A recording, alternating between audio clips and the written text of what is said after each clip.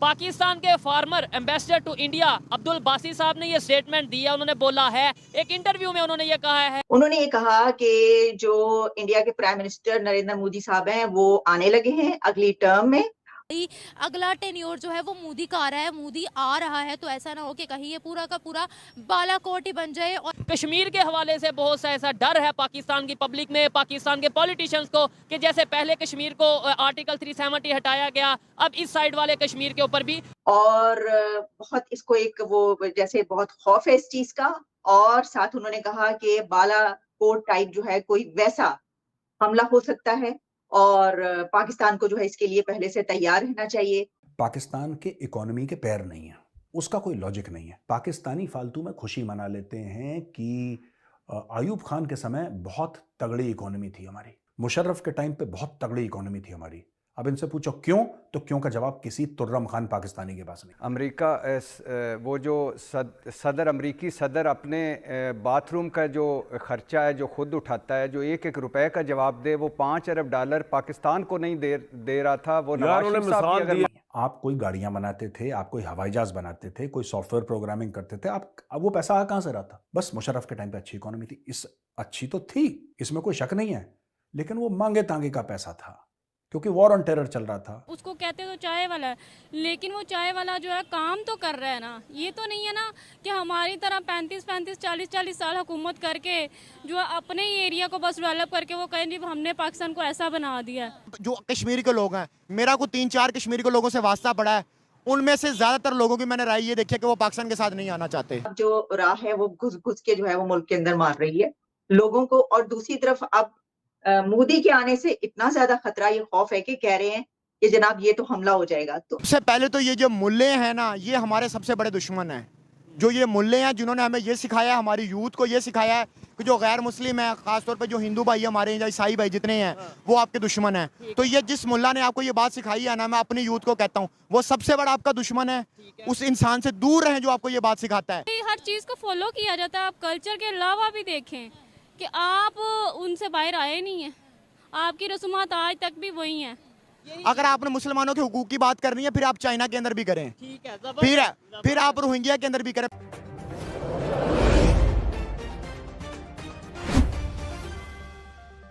तो मुखलिस है ना, उसको कहते तो चाय वाला है, लेकिन वो चाय वाला जो है काम तो कर रहा है ना। ये तो नहीं है ना कि हमारी तरह 35-40 साल हुकूमत करके जो है अपने ही एरिया को बस डेवलप करके वो कहें जी हमने पाकिस्तान को ऐसा बना दिया।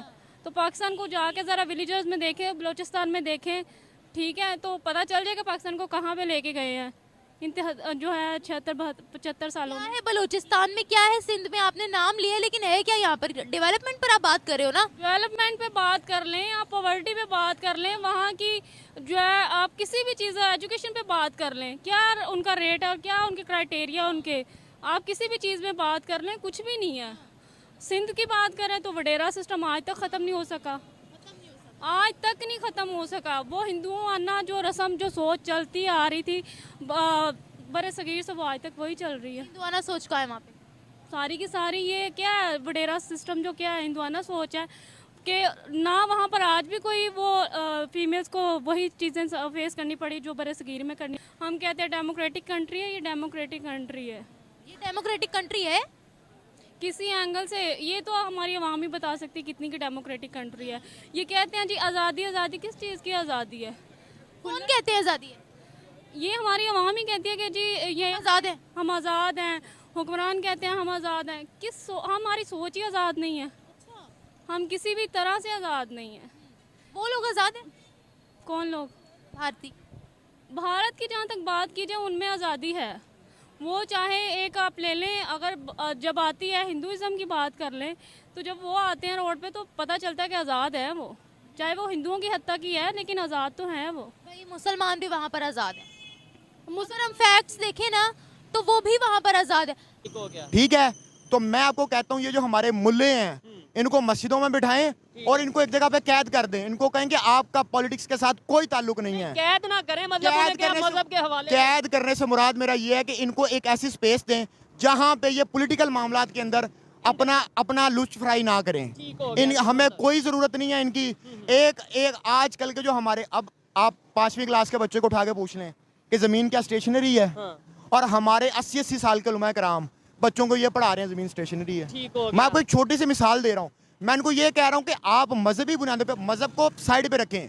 देखिए, आपने प्रैक्टिस करना है मजहब, कोई सिख है, कोई हिंदू है, कोई मुस्लिम है, अपना मजहब प्रैक्टिस करे, किसी को कोई मसला नहीं है। हाँ, अलबत्ता अगर आप मजहबी बुनियादों पर किसी और मजहब के लोग के ऊपर इंतशार करेंगे या उनको तंग करेंगे या उनके ऊपर ज़मीन तंग करेंगे, तो चाहे वो हमारा हिंदू भाई है, चाहे वो हमारा ईसाई भाई है, हम उसके साथ खड़े होंगे।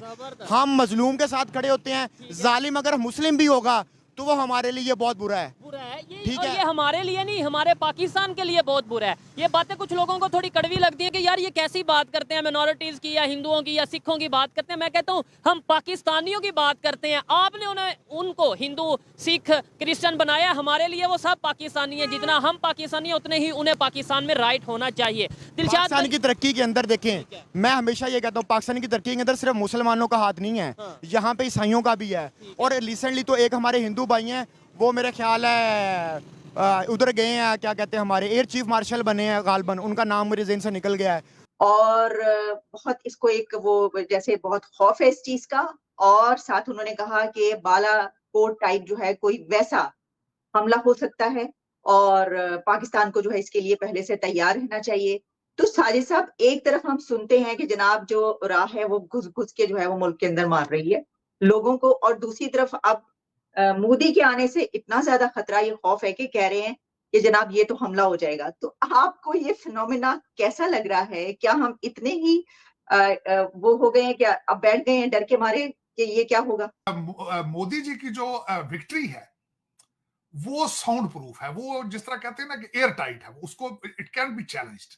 जो उनकी इस वक्त तरक्कियों पे जा रहे हैं उसमें देखें, मैं अगर पिछले एक साल को देखूं, जिस तरीके से उन्होंने पूरी दुनिया के बड़े कामयाब दौरे किए, नंबर 1।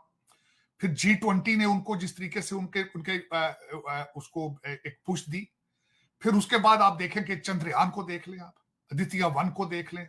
एक यूनिवर्सल किस्म की जब उन्होंने एक चीजें दी हैं कौम को नेशनलिज्म के हवाले से, और उसके बाद अगले दिन फिर वो तेजस पे जो 73 इयर्स ओल्ड तेजस में चढ़े, जिस तरीके से वो जी सूट पहन के टॉम क्रूज लग रहे थे, मैं तो आई वाज सरप्राइज वो टॉम क्रूज बन गए।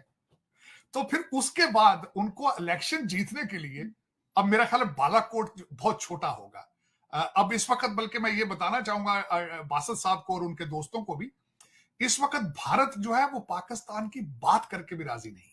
आप, मेरा मकसद कहें ना, वो अटैक करेंगे या आप उनसे किसी चीज में अपना को मुकाबला कर रहे हैं, को कंपैरिजन कर रहे हैं, वो कहते हैं इनसे बात करने से भी हमारा स्टेटस जो है वो लोअर हो जाता है।